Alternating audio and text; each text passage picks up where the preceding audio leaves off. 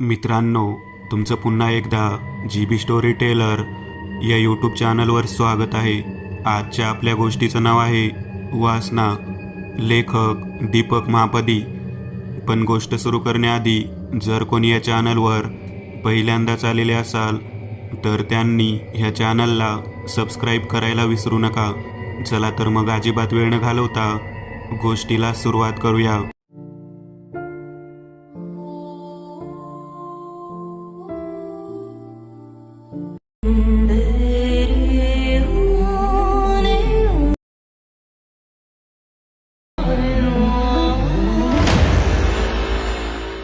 आनंदाची परिसीमा गाठल्यानंतर तो तिच्या छातीवर डोके ठेवून तसाच पहुडला होता. त्यात तिने मिश्किलपणे विचारले, गेली 6 वर्ष ज्या सुखाची वाट पाहत होतास ते सुख समोर असताना इतक्यावर दमलास? तिच्या ह्या बोलण्यावर काहीच प्रतिउत्तर न देता त्याने हळूच तिच्या गालाचा किस घेतला आणि तिच्या बाजूला जाऊन झोपला. हॉटेलच्या त्या रूममध्ये आता नीरव शांतता पसरली होती. श्वास पुन्हा पूर्ववत झाल्यावर त्याने तिला पुन्हा जवळ घेतले.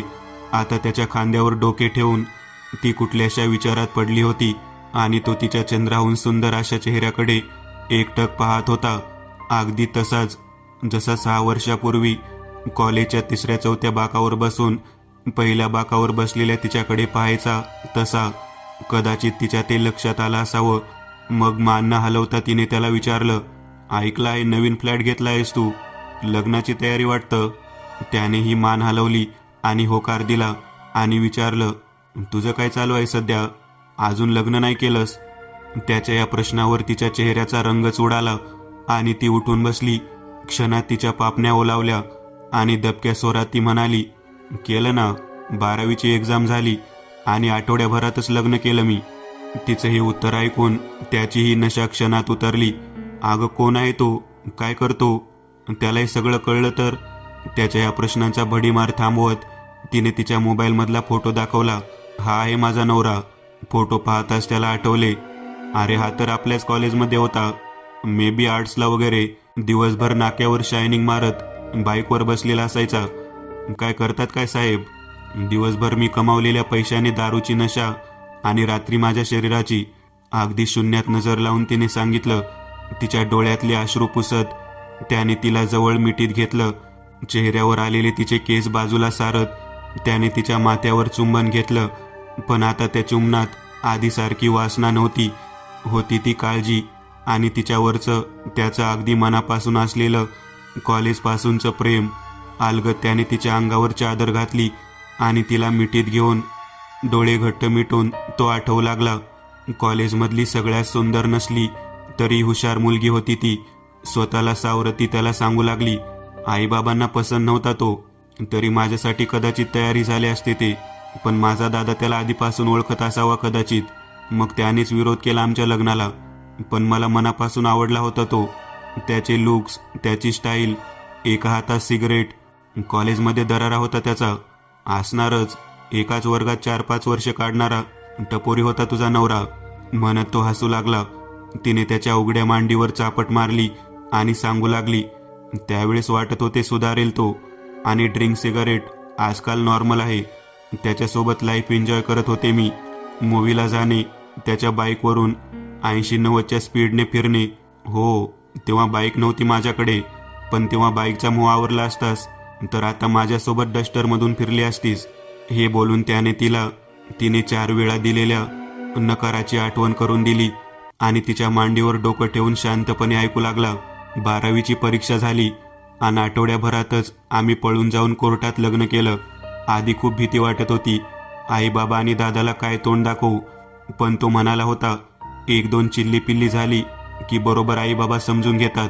लग्नाच्या पहिल्याच दिवशी त्याने मित्रांना घरात पार्टी दिली. त्याची आई प्रेमाने माझी विचारपूस करत होती. बाबांनी अगदी जवळ घेतले, माझ्या गालावर पप्पी घेतली आणि सगळ्यांना ओरडून सांगत होते, आमच्या घराची लक्ष्मी आहे ही, आमची सूनबाई. आधी मला वाटलं की आज कदाचित जास्त झाले असावी त्याच्या बाबांना, पण हळूहळू लक्षात आलं हे तर रोजच आहे. त्याच्या बाबांच्या लाडाचीही भीती वाटायला लागली मला, कारण गालावरची पप्पी हळूहळू माझ्या मानेवर आणि खांद्यावरचा हात माझ्या छातीवर यायला लागला होता. सांगताना तिच्या डोळ्यात पाणी येत होते. अरे वा, खूप सुंदर, खूप खानदानी घराणं शोधलं आहेस तू, आणि सासऱ्यांची खूपच लाडकी सून होतीस ना तू, म्हणत थोड्याशा रागानेच त्याने तिला चिमटा घेतला. ती विवळली. त्याचे हात बाजूला सारत म्हणाली, हो ना, आहेच लाडकी, पण तुझ्या इतके लाड नाही पुरवले मी कोणाची सोन्या, त्यामुळे थोडं दमाने. ती तिच्या सासऱ्याची कहाणी सांगत होती आणि तो मात्र तिच्या शरीराचा हवा तसा उपभोग घेण्यात दंग होता. तीही त्याला अडवत नव्हती. तो नजरेने खुणवेल त्याप्रमाणे ती शरीराची हालचाल करून त्याला स्वतःचं शरीर उपभोगण्यास सहयोग करत होती. 5 महिन्यांपूर्वी तर कहरच झाला. नेहमीप्रमाणे मी ड्युटी संपवून घरी आले. त्याची दारूची नशा करून झाली होती. दोघे बापलेक अर्धे बेशुद्धच होते. सासूबाई कोण्या नातेवाईकाचं मैत झालं म्हणून तातडीने 2 दिवसासाठी गावी निघून गेल्या होत्या. माझं जेवण होईपर्यंत नवरा नेहमीप्रमाणे माझ्या शरीराची नशा करण्याच्या तयारीला लागला होता. तयारी कसली, अगदी उतावळा झाला होता. इतका उतावळा की बेडरूमचं दार आणि लाईट तशीच चालू होती. त्याच्या तोंडातून दारू आणि सिगारेटचा अगदी घाण वास येत होता. अगदी किळस वाटत होती मला, पण करणार काय? कधी एकदाचं त्याचं आटपतंय आणि कधी एकदाची झोपते, असं झालं होतं. म्हणून डोळे मिटून शांतपणे पडून होते मी. सांगता सांगता ती अचानक शांत झाली. त्याने विचारलं, पुढे? तिला अश्रू अनावर होत होते. त्याने पुन्हा तिला मिठीत घेतले. तिचे अश्रू पुसत तिच्या माथ्यावर दीर्घ चुंबन घेत म्हणाला, ए वेडाबाई, आज काही मनात ठेवू नकोस. मोकळी होऊन जा माझ्यासमोर. कदाचित मन हलकं होईल तुझं. त्याने तिला धीर दिला. कसं बसं स्वतःला सावरत ती सांगू लागली, नेहमीप्रमाणे माझा नवरा आदर्शासारखं माझं शरीर उपभोगत होता. मी डोळे बंद करून शांतपणे त्याला जे करायचं आहे ते करू देत होते. अचानक मला माझ्या उजव्या बाजूला गरम श्वास जाणवू लागला. मी डोळे उघडून बघितले तर माझे सासरे पूर्ण नग्न अवस्थेत माझ्या बाजूला होते. मी डोळे उघडताच त्याने माझ्या मानेवर किस करायला सुरुवात केली. मला सुचतच नव्हतं नक्की काय चालू आहे. मी जोरात किंचाळले. दोघांना माझ्यावरून बाजूला ढकलले आणि कशीबशी अंगावरची मॅक्सी सरळ केली आणि धावत हॉलमध्ये आले. आता तिच्या डोळ्यातले पाणी थांबायचं नाव घेत नव्हते आणि त्यालाही तिला शांत करणे बरे वाटले नाही. त्याने पुन्हा तिला मिठीत घेतले आणि हळूच तिच्या कानात पुटपुटला, आजची रात्र थांबू नकोस, मनसोक्त रडून घे. रडत रडत तिने त्याला सांगितलं कसं तिचा नवरा तिला सासऱ्यासोबत शारीरिक संबंध ठेवायला म्हणवत होता आणि काही केले ऐकत नाही म्हणून रागाने तिच्या सासऱ्याने रॉकेलचा संपूर्ण कॅन तिच्यावर ओतला. कशीबशी ती त्याच्या कचाट्यातून सुटून घराबाहेर पळून आली. पुढच्या 48 तास तिने तशाच रॉकेलमध्ये भिजलेल्या कपड्यांवर कोण्या अनोळखी जागेवर काढले. तासभर मनसोक्त रडून झाल्यावर ती स्वतः डोळे पुसू लागली. हॉटेलच्या त्या रूममध्ये पुन्हा नीरव शांतता पसरली होती. न राहून त्याने तिला विचारले, मग सोडून का नाही देत नवऱ्याला? आजही तू खूप सुंदर आहेस. कोणीही तुझ्यासोबत लग्नाला तयार होईल आणि आजकाल दुसरं लग्न अगदी कॉमन आहे. त्याचं हे बोलणं ऐकून ती हसू लागली. पहिलं तर मी त्या रात्रीनंतर पुन्हा त्याच्या घरात गेलीच नाही आणि दुसऱ्या दिवशी दोन्ही बापलेकांची पोलीस कंप्लेंट करून मी तातडीने घटस्फोटासाठी अर्ज केला आहे. आणि दुसऱ्या लग्नाबद्दल म्हणत असशील तर तू करशील का माझ्याशी लग्न?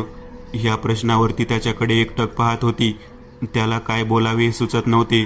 न राहून तिने त्याच्या गालाचे चुंबन घेतले आणि म्हणाली, सोन्या, दुसरं लग्न बोलायला सोपं वाटतं, पण 5 वर्षांच्या संसारानंतर नवऱ्याने सोडलेल्या बाईसोबत लग्न करताना प्रत्येकजण 1000 वेळा विचार करतो. त्यातही लग्न मी माझ्या मर्जीने घरातल्यांच्या विरोधात जाऊन पळून केलेलं. प्रत्येकाच्या मनात एकच विचार येतो, दिसणं काय चाटायचं आहे. कारण काही असो, आज पहिल्या सोडला आहे, उद्या मला सोडून गेली तर? आणि 4 चौघात काय तोंड दाखवणार? कोणीतरी सोडलेली बायको घेऊन मिरवतोय मी. किती मोठ्या गप्पा मारल्या तरी खरी परिस्थिती हीच आहे, असं प्रत्येकाला वाटतं. शिवाजी महाराज जन्माला यावे पण दुसऱ्याच्या घरात. माझ्या पोटी डॉक्टर इंजिनियरच असावा. तसंच मुलींनाही दुसरं लग्न करता यावं, पण तोही मुलगा दुसऱ्याचाच असावा, माझा नाही. तिच्या ह्या बोलण्यावर तो पुन्हा निरउत्तरित झाला होता. काय बोलावे काय करावे त्याला सुचत नव्हते. त्यावर तीच म्हणाली, घाबरू नको रे सोन्या, नाही तुझ्या गळ्यात पडणार मी. आणि आपल्यात जे चालू आहे ती फक्त वासना आहे. तिच्या ह्या स्पष्ट बोलण्याने त्याला अति चेव चढला आणि तो पुन्हा जोमात आला. त्याची आणि तिची वासना पूर्ण करण्यासाठी हॉटेलच्या त्या रूममध्ये पुन्हा तिच्या किंचाळ्या घुमू लागल्या. पाठ राखीन. गुरु सामान्य घरातला अतिसामान्य मुलगा, परंतु कधी कधी गुरुचं वागणं अगदीच गूढ वाटायचं. तो चालता चालता मध्येच थांबायचा, तर कधी स्वतःशी बडबडत बसायचा. एकांतात असताना हवेतच काही हातवारे करायचा. त्यामुळे अनेकदा तो इतरांच्या मस्करीचा विषयी होत असे, पण ही मस्करी तात्पुरतीच असे, कारण गुरु हा त्याच्या वयाच्या मानाने बराच समजूतदार आणि हुशार देखील होता. त्याहीपेक्षा अधिक खोडकर आणि मस्तीखोर होता. प्रत्येक विषयावर अगदी खोलवर त्याचा अभ्यास असे. प्रत्येक गोष्टीत गुरूंचा अंदाजही बऱ्याचदा अचूक असे. गुरुच्या बाबतीत अजून एक उल्लेखनीय गोष्ट म्हणजे गुरुचं नशीब त्याला नेहमी साथ देत, अशी सर्वांमध्ये अगदी सुरुवातीपासूनची चर्चा होती. कारण तसे अनेक लहान मोठे किस्से गुरुच्या आयुष्यात घडल्याचे साक्षीदार अनेक जण होते. कित्येकदा क्रिकेटच्या फुटबॉलच्या मॅचेसवरून लावल्या जाणाऱ्या पैजा जिंकल्या होत्या गुरुने. गुरुच्या आयुष्यातील अनेक घटनांपैकी एक अविस्मरणीय घटना म्हणजे 2012ची दिवाळी पहाट होती. ती आदल्या रात्रीच गुरुच्या सर्व मित्रांनी दिवाळी पहाटेनिमित्त वज्रेश्वरीला जाण्याचा प्लॅन केला. भल्या पहाटे 4-4:30च्या दरम्यान ठाण्यावरून निघायचं, म्हणजे सव्वा तासात वज्रेश्वरीला पोहोचू. तिथल्या गरम पाण्याच्या कुडात आंघोळ करून मंदिरात दर्शन वगैरे घेऊन सकाळी 7:30-8 पर्यंत पुन्हा तलावपाळीच्या राम मारुती रोडवर दिवाळी पहाटेची मज्जा लुटण्यासाठी ठाण्यात परत येऊ, असा काहीसा कार्यक्रम आखण्यात आला. ठाण्यातील राम मारुती रोडवरची दिवाळी पहाट म्हणजे तरुणाईच्या सणाचं जणू अनेक कार्यक्रमाचं आयोजन केलेलं असतं. तिथे जवळजवळ सर्वच कॉलेजचे विद्यार्थी, मराठी चित्रपटसृष्टीतले अनेक कलाकार न चुकता हजेरी लावतात या कार्यक्रमांना. गुरु ह्याआधी कधीही वज्रेश्वरीला गेला नव्हता. मुळात तो घरापासून जास्त लांब कधी जातच नसे, कारण त्याच्या कधीमधी गूढ वागण्यामुळेच की काय त्याच्या घरच्यांना नेहमी चिंता लागून राहायची. त्यात भर म्हणजे गुरुचा मस्तीखोर आणि खोडकरपणा आतीच होता. चालता चालता तो सहज कोणाचीही खोड काढत असे. त्यामुळे जास्त लांब कुठे जाण्यास त्याला नेहमीच मनाई केली जाई. परंतु ह्यावेळेस मात्र कसंबस त्याने आईवडिलांची परवानगी मिळवलीच. दिवाळी पहाटेची सकाळ उजाडली. ठरल्याप्रमाणे 4 वाजता सर्वजण नाक्यावर भेटले. जवळजवळ 8 ते 10 बाईक जमल्या होत्या. गुरुला गाडी चालवता येत नसल्याने तो आपल्या मित्राच्या गाडीवर बसला. गणपती बाप्पा मोरया, मंगलमूर्ती मोरया म्हणत सर्व गाड्या वाऱ्याच्या वेगाने वज्रेश्वरीच्या दिशेने निघाल्या. कशेळी भिवंडीच्या पुढे पोहोचताच दिवाळी पहाटेला वज्रेश्वरीला आंघोळ करायला निघालेले फक्त आपणच नाही, हे सर्वांच्याच लक्षात आले होते. वाटेत अनेक बाईकस्वारांचे ग्रुप त्यांना भेटले. त्यामुळे नकळत आपापसात सुरू असलेल्या स्पर्धेचं रूपांतर इतर ग्रुपसोबत होऊ लागलं होतं. कारण लवकरात लवकर आंघोळ करून तेथून निघायचंही होतं. आणि जर वज्रेश्वरीलाच उशिरा पोहोचलो असतो तर तिथे आंघोळीसाठी रांगेत उभे राहावे लागले असते. त्यात वेळ तर वाया गेलाच असता. परंतु तलावपाळीजवळील राम मारुती रोडवरील दिवाळी पहाटेच्या कार्यक्रमाला मुकावं लागलं असतं. हा म्हणता दुगड पाटा असलोनी वारटेच्या पुढे पोहोचलो सर्वजण. सर्वात पुढे असणाऱ्या विराजने हातानेच पुढील नाक्यावरून डावीकडे वळायचा इशारा केलाच होता. इतक्यात कांटाळ्या बसावे इतक्या जोरात गुरु ओरडू लागला. तो त्याच्या सोबत्याला गाडी थांबवायला सांगत होता. गुरुच्या अशा अचानक ओरडण्याने सगळेच घाबरले. सर्वांनी ताबडतोब गाड्या रस्त्याच्या कडेला घेतल्या. भल्या पहाटे ते एवढ्या भरधाव वेगात असतानाही गुरुला घाम फुटला होता.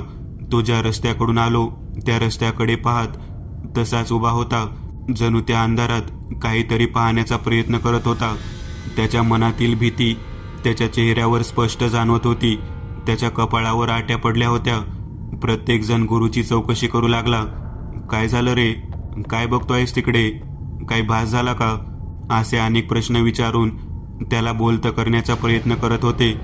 परंतु गुरु काही केल्या बोलायला तयार नव्हता. त्यामुळे काय करावे कुणालाच सुचत नव्हते. इतक्यात कोणीतरी म्हणालाच, काही नाही रे, भास झाला असेल त्याला. असं रस्त्याच्या मध्येच थांबणं बरं नाही. आपण हवं तर हळूहळू पुढच्या आंबाडीच्या चौकापर्यंत जाऊयात. हवं तर तिथे थांबू थोडा वेळ. त्याच्या ह्या वाक्यावर सर्वजणांनी होकारार्थी मान हलवली. आणि पुन्हा गाडीवर बसणार इतक्यात गुरु सर्वांना थांबवत म्हणाला, नको नको, पुढे आपण इथेच थांबू थोडा वेळ, किंवा पुढे जायलाच नको. आपण इथूनच मागे फिरूयात. मला कसं तरी होतंय. गुरुच्या इथूनच मागे फिरूयात या वाक्यावर जवळजवळ सर्वांचाच हिरमोड झाला. आता गुरुच्या विरोधातला सूर प्रत्येकाच्या तोंडावर येऊ लागला होता. साला नक्की काय बघितलं ते तर सांगितलं नाही. उगाच तर घाबरवण्याचा प्रयत्न तर करत नाही ना.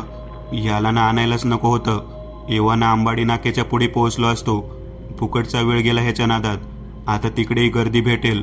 लवकर ठरवा, जायचं पुढे की मागे फिरायचं, नाहीतर साला तलाव पाळीला पण जाता येणार नाही.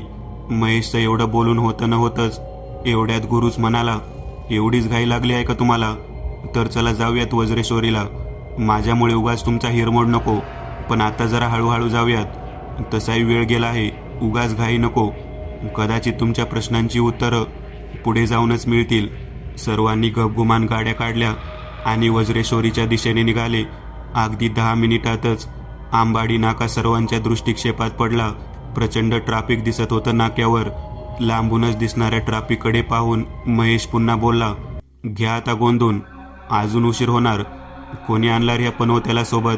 सोडायला इथेच, आपण जाऊ आपलं. साला पनवत्या. त्याचं बोलून होतं न होतंच ते सर्व ट्रॅफिक जवळ पोहोचले. ट्रॅफिक काही जागची हालत नाही कळल्यावर नक्की काय झालंय ते पाहण्यासाठी बाईकच्या मागच्या सीटवर बसलेल्यांपैकी 2-4 जण उतरून रस्त्याच्या कडेने चालतच पुढे गेले. महेशही त्याची गाडी मागे बसलेल्याच्या हातात देऊन चालत पुढे गेला होता. अगदी 2-3 मिनिटातच महेश आणि त्याच्यासोबत चालत गेलेले 2-4 पुन्हा मागे आले. आता त्यांच्या चेहऱ्यावरचा रंग उडाला होता. भल्या पहाटे त्यांना घाम फुटला होता. कोणीही काही बोलण्याच्या परिस्थितीत नव्हतं. महेशने कसं बसं धीर जमावला आणि म्हणाला, चला इथूनच मागे जाऊयात. रस्ता लवकर उघडणार नाही. अरे पण का? सांगशील तरी काय झाले पुढे? की तुला पण गुरुसारखं दिसलं काहीतरी? नाटक नको करू. सांग लवकर काय झालं? थोडं संतापतच विराजने विचारलं. अरे पुढे ॲक्सिडेंट झाला आहे. समोरच्या बाजूने येणारा ट्रक डिवायडर क्रॉस करून ह्या बाजूला बरंच पुढे घसरत आला आहे. महेश जड आवाजात एवढं बोलतो ना बोलतोय तेच विराज पुन्हा चिडचिडे आवाजात बोलला, मग तुझी काय एवढी फाटली आहे? ॲक्सिडेंट पहिल्यांदाच बघितला का आयुष्यात? ज्यूस आला. विराजची चिडचिड पाहून गुरु शांतपणे म्हणाला, चिडू नको रे विराज. माया, सांग जरा त्याला नक्की काय बघितलं तू? गुरुच्या बोलण्याचा स्वर जरा वेगळाच होता. त्याच्या चेहऱ्यावरचे भाव काही औरच होते. जणू त्याला माहीत होतं महेश काय सांगणार आहे. महेश जड आवाजात हळूच बोलला, भिवंडीपासून जो ग्रुप आपल्या सोबतच येत होता त्यातल्या 6 जणांचा जागीच मृत्यू झाला आहे. ट्रक त्यांना उडवतच घसरत आला. बाईकचा भंगार झालाय. त्यांच्या हातपाय वेगळे झाले आहे 6 जणांचे. रस्त्यावर रक्तांचा चिखल झाला आहे. महेशचं कसं बसं जड आवाजात सांगतच होता. तोच गुरु बाईकवरून उतरत एका विक्षिप्त हसण्यासोबत म्हणाला, थांबलो नसतो तर आपणही असतो ना त्यांच्यासोबत महेश. गुरुच्या ह्या वाक्याने विराज सहित इतरांनाही घाम फुटला. क्षणात चर झाला असावं सर्वांच्याच मनात. कोणाच्याही तोंडातून साधा ब्र देखील निघत नव्हता. क्षणात शांतता पसरली होती ग्रुपमध्ये. सगळ्यांनी धीर एकवटून मागे चालत निघालेल्या गुरुकडे पाहिले. गुरु रस्त्याच्या कडेला अंधारात नजर लावून कोणाला तरी धन्यवाद म्हणायच्या हेतूने इशारा करत होता. पण त्याने नक्की कोणाला इशारा केला हे विचारण्याचं धाडस मात्र त्यावेळी कोणामध्येही झालं नाही. कारण गुरुसोबत नेहमी त्याची पाठराखी नसते. ती त्यालाच दिसते. तो तिच्याशी बोलतो, खेळतो. अशा अनेक चर्चा सर्वांनी कित्येकदा ऐकल्या होत्या. त्या चर्चांचा हिस्साही झाले होते. पण आज सर्वजण ते सगळं स्वतः अनुभवत होते. गुरु लहान असताना त्यांच्या चाळीच्या कोपऱ्यावरच्या खोलीत एक जोडपं राहायला होतं.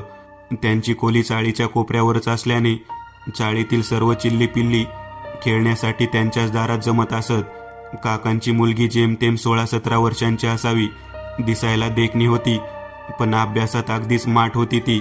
त्यामुळे ती देखील अनेकदा सर्वांच्या मस्करीचा विषय बनत असे. सगळेच तिला चिडवत. म्हणून तिने तिच्या वयाच्या मित्रमैत्रिणींसोबत बोलणं जवळजवळ बंदच केलं होतं. ती गुरुसोबत भांडीकुंडी घर खेळत बसायची. गुरु खूपच मस्तीखोर आणि खोडकर होता. उगाचच तो इतरांच्या खोड्या काढायचा. तरी गुरु त्यांचा खूपच लाडका होता. दिवसभर गुरु त्यांच्याच घरी असायचा. लहानपणापासूनच खोडकर असलेल्या गुरुची नेहमीच पाठराखण करायची. त्यांची मुलगी शर्मिला गुरु चौथीत वगैरे असेल तेव्हाची घटना. एके दिवशी काका काकी कुठेतरी बाहेर गेले होते. संध्याकाळी काका काकी घरी परत आल्यावर त्यांनी पाहिलं घराचं दार बंद होतं. गुरु त्यांच्या खिडकीजवळ उभ्या केल्या सायकलवर बसून खिडकीतून एकटक आत पाहत होता. काका दरवाजा वाजवत मुलीला शर्मिलाला आवाज देत होते. तोपर्यंत काकींनी जाऊन गुरुला उचलून घेतलं आणि त्याच्या गालावर पप्पी घेणार तोच त्यांची नजर सहज खिडकीतून आत खोलीत गेली. काकींच्या मुलीने शर्मिलाने पंख्याला ओढणी बांधून गळफास घेतला होता. त्या घटनेनंतर गुरु जवळजवळ 15 दिवस आजारी होता. त्यानंतरच गुरुला एकट्याला बडबडताना एकटाच खेळताना अनेकांनी पाहिलं होतं. मी एक नवीन चॅनल ओपन करत आहे. त्यावर तुम्हाला ॲनिमेटेड हॉरर स्टोरीज पाहायला मिळतील. त्या चॅनलची लिंक या व्हिडिओच्या डिस्क्रिप्शनमध्ये दिलेली आहे. चॅनलला सबस्क्राईब करायला विसरू नका. मित्रांनो, आज पुरतं एवढंच. तुम्हाला जर काही गोष्ट आवडली असेल तर नक्की लाईक करा. तुमच्यापैकी बरेचसे जण व्हिडिओ लाईक न करताच पळून जातात. पण हा जर व्हिडिओ तुम्ही लाईक केला तर मला जरा बरं वाटेल आणि असेच भारी भारी व्हिडिओ बनवायची माझ्यात एनर्जी येईल. त्यामुळे नक्की लाईक करा. आणि अजूनही कोणी या चॅनलला सबस्क्राईब केलेलं नसाल तर लगेच सबस्क्राईब करून टाका. आणि बाजूची घंटी ती मात्र दाबायला विसरू नका. देवाची घंटी आहे ती. चला तर मग पुन्हा भेटूया अशीच एक आगळी वेगळी गोष्ट घेऊन पुढच्या भागात.